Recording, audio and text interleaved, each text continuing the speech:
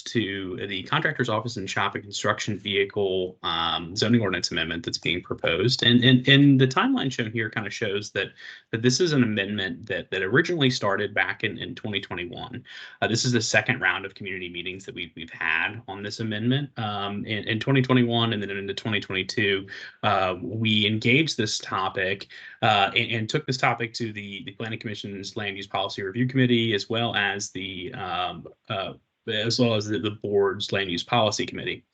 At those times, there was white papers that were issued on the topic. Those are actually on the website, which will be posted in the chat at some point during this meeting.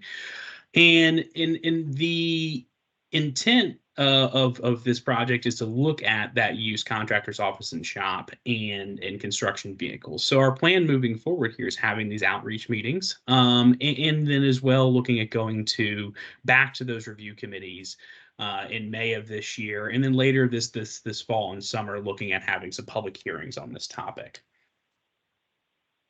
So the current contractor's office and shop provisions cover pretty much all types of your contractors, so painters, plumbers, electricians, HVAC technicians, roofers, etc., as well as tree companies and landscape companies as well. And these uses are currently permitted in the C8, I3, I4, I5, and I6 district, and when shown on a final development plan within the Planned Tysons district.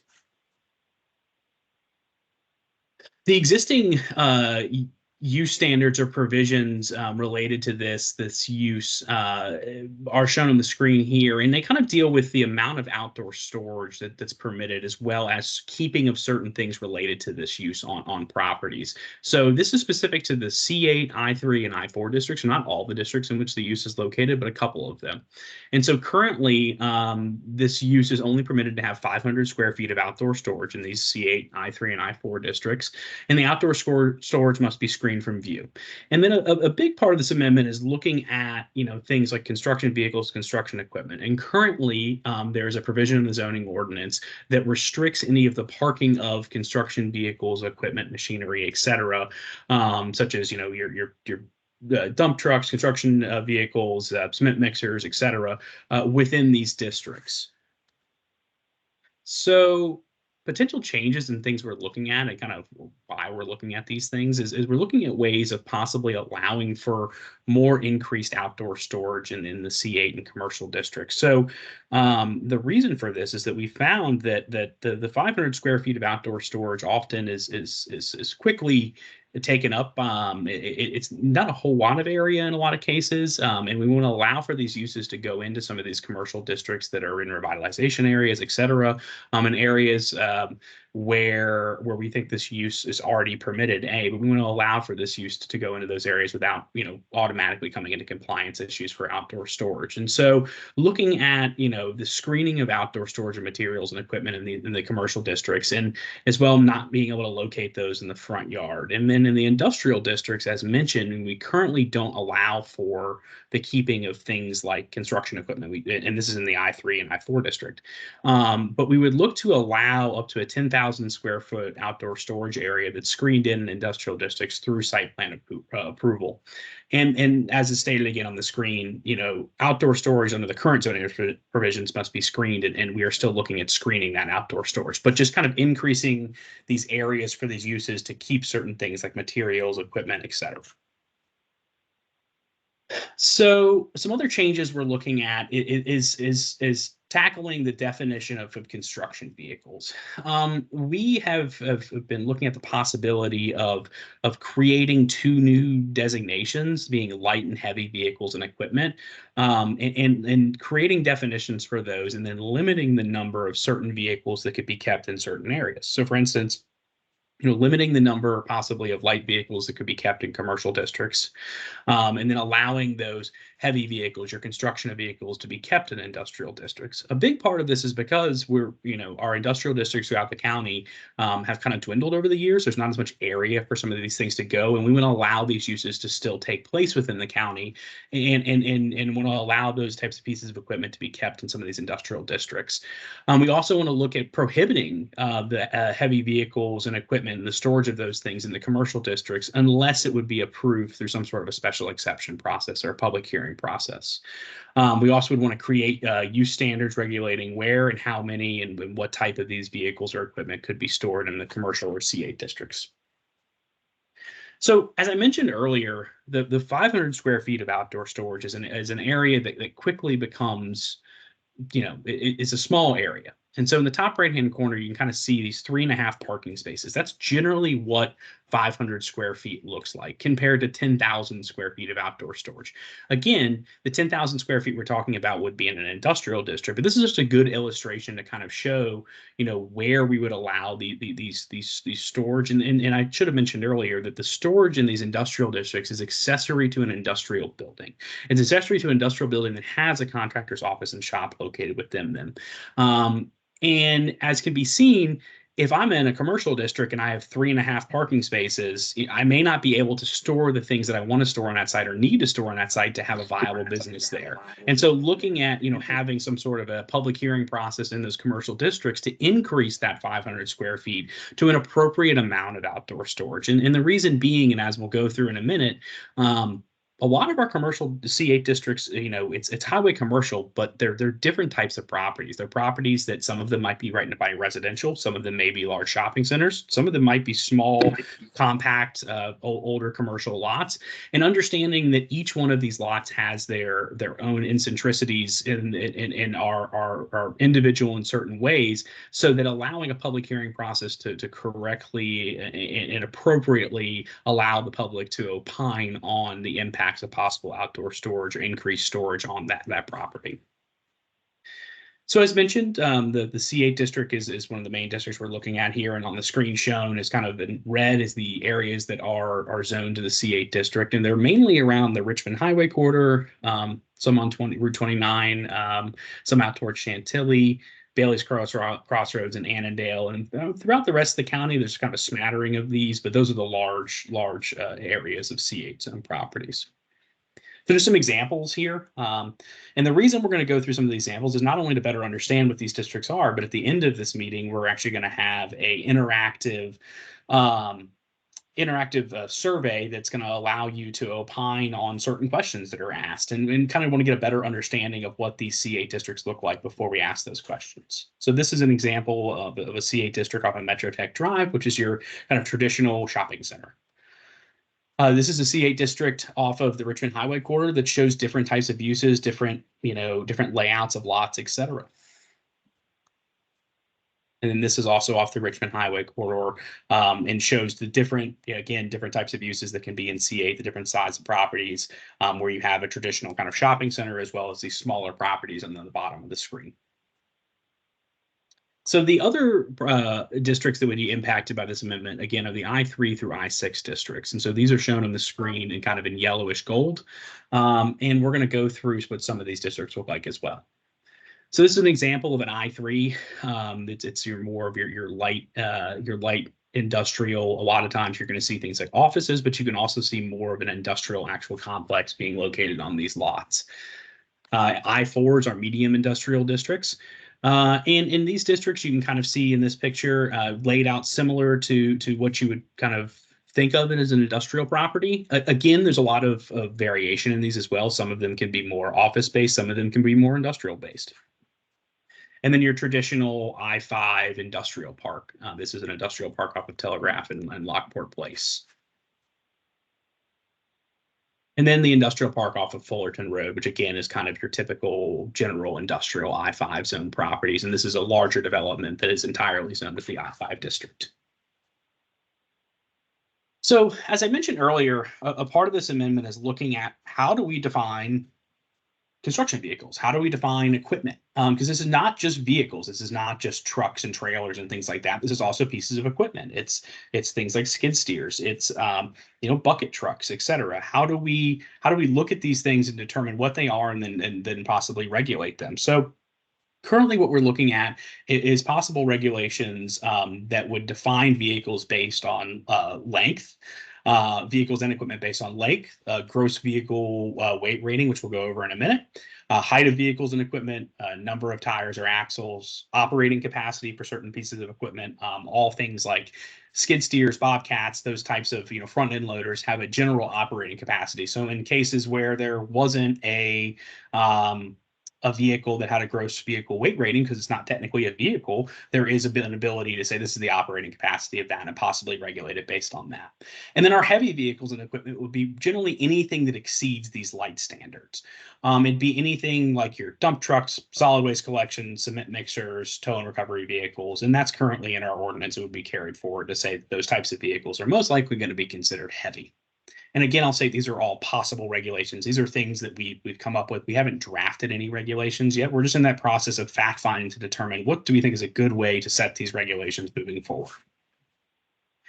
So as mentioned, gross vehicle weight rating is a rating that all vehicles have. So this is actually in the inside door frame of most vehicles. It's going to be on a sticker. It is also in the title of a vehicle. And so we believe that this is a possible way that we could regulate these types of vehicles using an objective standard instead of a subjective standard, to say that if it's over this amount, it's considered heavy and it wouldn't be allowed to be kept on a commercial property unless it was approved through some sort of a special exception or public hearing process.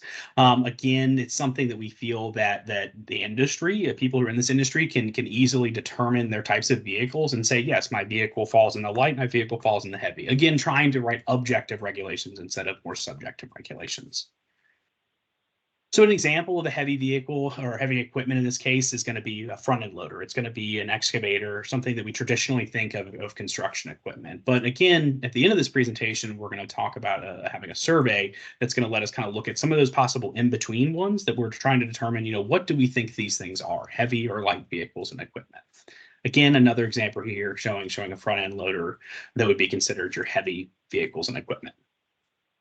So like all of our zoning ordinance amendments and this one included, there is a zoning ordinance amendment webpage. That webpage again will be dropped down in the chat. That webpage includes information regarding upcoming outreach, information regarding draft white papers or proposals and things like for this project. It also includes a list of upcoming meetings with the Planning Commission and the Board of Supervisors, Process Review Committee and Policy Review Committee. So as of that, want to move to our survey kind of poll section of this outreach meeting. And with this poll, what will happen is that it's going to show up in your chat box. And anyone who has joined this meeting on a computer, I see there's 2 callers. Unfortunately, I don't think it's going to work for callers, seeing that they've called in. But there's going to be an ability to opine on what you think of a certain picture that's shown to you. I'd say that when these pictures pop up and these questions pop up, you can actually click on the picture itself and it'll expand the picture so you can get a better look at it. And then you can respond to this question by clicking the yes or no button, and then lastly, clicking the submit vote. So what I'll do is I'm going to open these up in a minute, a few seconds here actually, and I am going to kind of bring these different poll questions up on the screen. This is an interactive poll, and I'd also say that this is an anonymous poll. We don't know who reacted in a certain way. All we get is this many people said yes, this many people said no. So feel free to opine the way you feel. It's something that kind of helps us make decisions. It helps us kind of better understand what the general public thinks of certain types of vehicles and equipment, and helps us with the crafting of possible regulations for this type of use. So I'm going to stop sharing my screen for a second so I can open this up.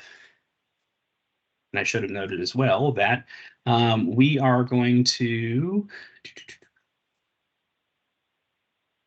after this, have a few discussion questions. So give me 1 second.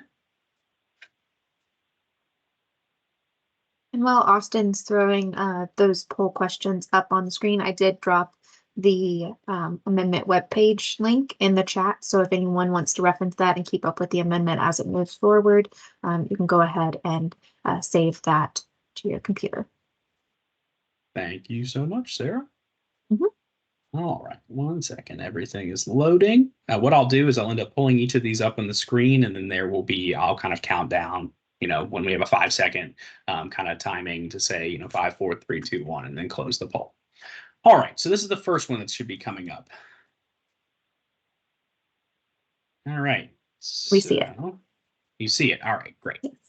So, do you think this type of vehicle, and again, this is a vehicle, should be permitted to be stored in an enclosed or screened in area on a C8 property? So you can click on the picture and expand the picture. And what we mean by screened in is a fenced in area, a landscape screening, some sort of screening where it's blocked from view essentially. And again, this would not be located likely if it's a equipment or something, it would likely be located in a rear yard or behind a building.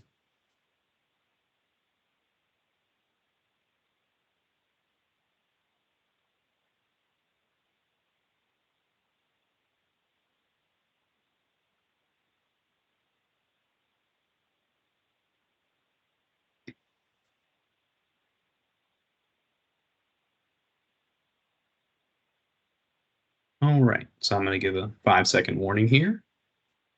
It's going to be closed in 5, 4, 3, 2, 1. All right, I'm closing that poll. We've got 4 more, a total of 5 polls we're going to do.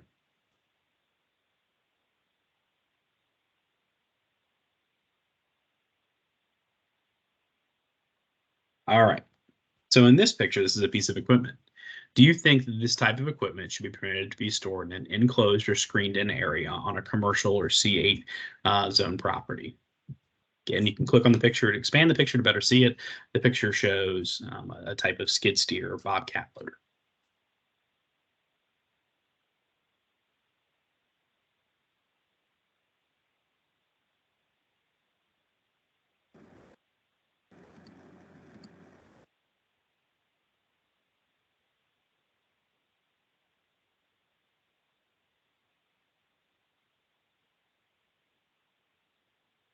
Cameron, I see you're having some issues with it. I do apologize.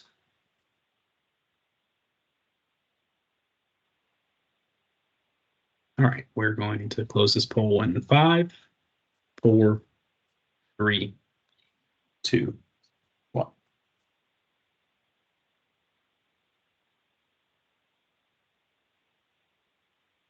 All right, let me bring up a third poll here.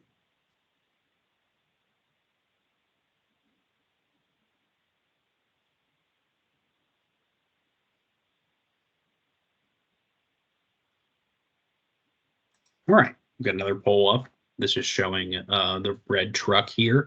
And we're asking, do you think this type of vehicle should be permitted to be stored in an enclosed or screened in area in the C8 zone property? Again, click on the picture, expand the picture, and then give us your opinion.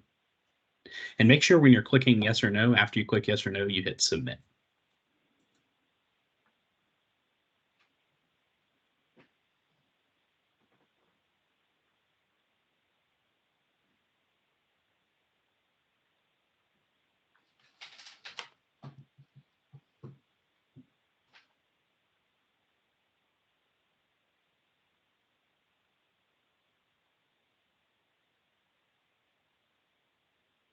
All right, I'm going to close this poll in 5, 4, 3, 2, 1.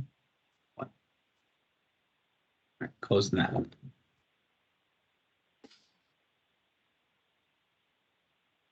All right, next we have another poll coming up. This poll is showing a picture of a pull-behind air compressor in this case. There's similar equipment like pull-behind generators that are often used by contractors. So do you think this type of equipment, in this case, so not a vehicle, should be permitted to be stored in an enclosed or screened-in area on a C8 zone property?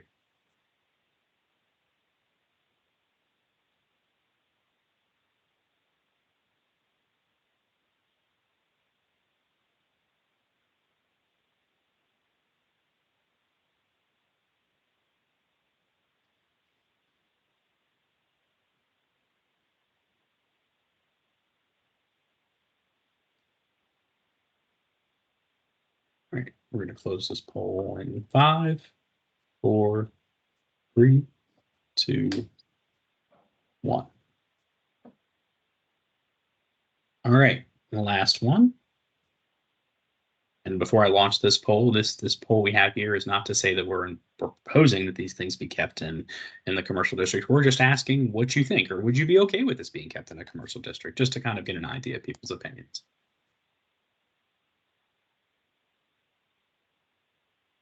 So do you think this type of piece of equipment should be kept, permitted to be stored in an enclosed or screened in area on a C8 or commercial property?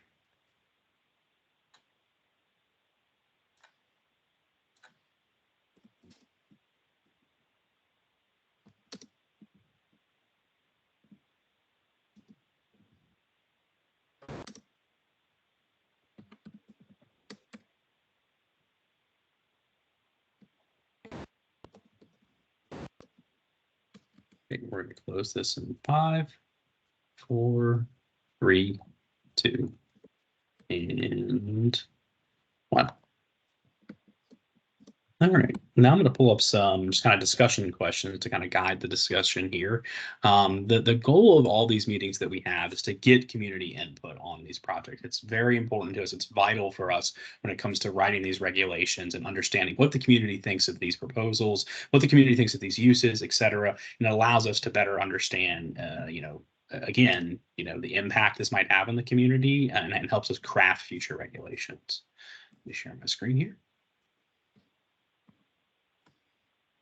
Okay.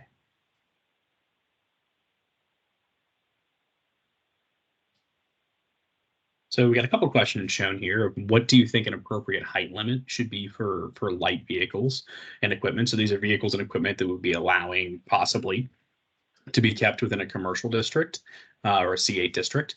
How many, if the light vehicles and equipment should be permitted on a property zone to the C8 district? So other uses we have, kind of limit the amount of vehicles sometimes, or amount of certain things kept on the site. And then if increased outdoor storage is allowed, so in this case, if increased outdoor storage could be permitted through in a commercial district through a public hearing process, do we think that that type of outdoor storage, what type of screening would be appropriate? Fencing, vegetation, et cetera. You're also more than welcome to ask any questions you may have. These questions on the screen are just kind of guiding questions, if you decide to opine on them. So I'll open up the meeting now to anyone that might have questions. And you can either just take yourself off mute and ask your question, or you can click the raise hand function in the top middle, and raise your hand, and we'll call upon you.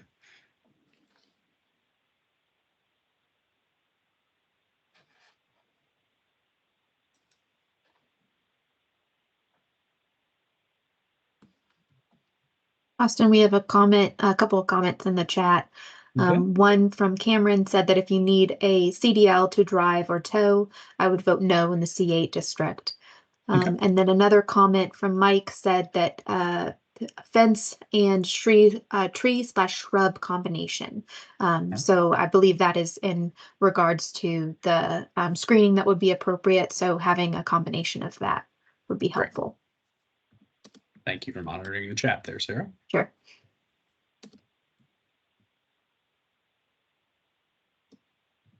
It looks like Mike opined there that it would be natural, hide it naturally. And then Cameron looks to say that a vehicle height, appropriate limitation for vehicle height would be 10 feet, in their opinion. Donna agrees with the combination of fences, trees, et cetera.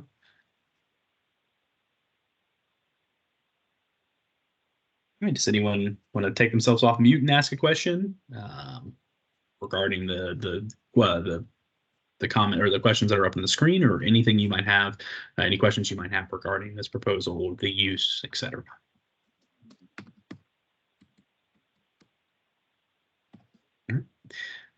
Well, in the chat, earlier in the chat, Sarah had dropped in our zoning ordinance amendment webpage. This is going to be a great resource for people in the future. If you're interested in this project, to keep aware of what's going on, this is the place where we're going to be posting any white papers, drafts, etc., any engagement opportunities for the community. And then once we get closer to having public hearings, this is where things like the staff report, another place that staff reports will be listed, and any sort of other additional information or documentation. But before I close the meeting, I'll again just ask one more time if anyone has any questions. You can take themselves off mute and ask away.